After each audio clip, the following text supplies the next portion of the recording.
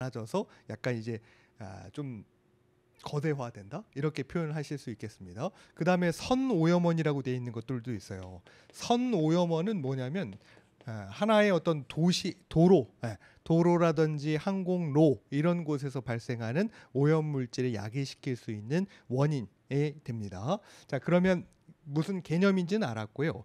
여기 지금 점오염원은 결국은 전 굴뚝을 표현을 했고, 여기서부터 오염 물질은 이런 식으로 배출이 된다고 했을 경우에 앞으로 이 방향을 뭐라고 부를 거냐면 X축이라고 부를 것이고요.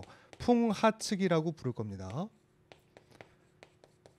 네. 그러니까 제가 만약에 오염원이에요. 그다음에 여러분들한테 제가 오염물질을 쭉 배출합니다. 그 방향 그대로 직선상에 있는 것을 X축이라고 얘기를 할 거고요. 그다음에 오염물질은 그렇게만 퍼지지 않을 것이죠. 이렇게도 퍼질 수 있지 않겠습니까? 이런 식의 수평 방향으로. 그래서 그것을 이제 Y 방향으로의 오염물질의 확산이다 이렇게 보여지는 것이고요. 그 다음에 위아래로도 퍼질 수 있겠어요. 그래서 이것을 Z 방향으로의 오염물질의 확산이다 이렇게 표기를 좀 해보겠습니다.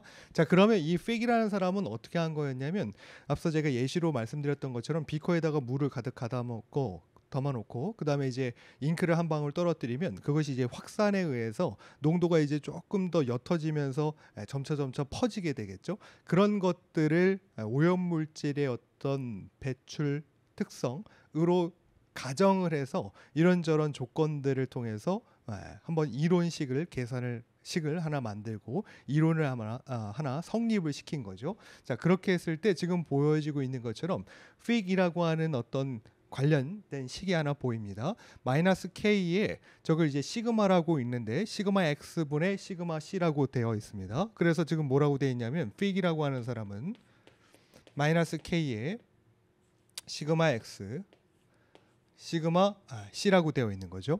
그래서 X 방향으로의 농도의 변화가 점차 이 확산 계수라는 것에 통해서 변화가 있다 이러한 뜻이에요. X 방향으로의 농도의 변화가 확산 계수와 영향관계성을 가지고 있는 것을 픽의 확산 법칙이라고 얘기를 합니다. 그 중에 가정 조건이 있어요. 대신에 이러한 어떤 일련의 것들 이론을 잘 성립하려면 가정되는 조건들이 있는데 그 가정 조건은 다음과 같습니다. 오염 물질은요, 이 점 오염원으로부터 연속적으로 방출된다고 가정한 것이고 시간에 따른 농도의 변화가 없는 정상 상태의 분포로 가정합니다. 과정은 안정한 상태이기 때문에 즉 지금 보시고 있는 것처럼 시간에 따른 농도의 변화 dT분의 dC라고 되어 있는 것이 시간에 따른 농도의 변화는 없다 이렇게 가정을 합니다. 바람이 있다고 했을 경우에 그 주 이동 방향은 X축이고 풍속은 X나 Y나 Z나 모든 지점에서 일정합니다. 자, 만약에 여기에 나는 확산이라는 것에 기인해서만 X축으로 물질이 이동한다 라고 했습니다만 여기에 뭔가 작용을 해요. 무엇이 작용하냐면 풍속이라는 것이 작용을 한다 라고 했을 경우에는 X축으로의 오염물질은 확산에 의해서 영향을 받는 것보다는 이류라고 하는 얘를 이제 이류라고 얘기할 겁니다. 이류나 이제 풍속을 말하는 거죠. 바람을 뜻하는 거예요.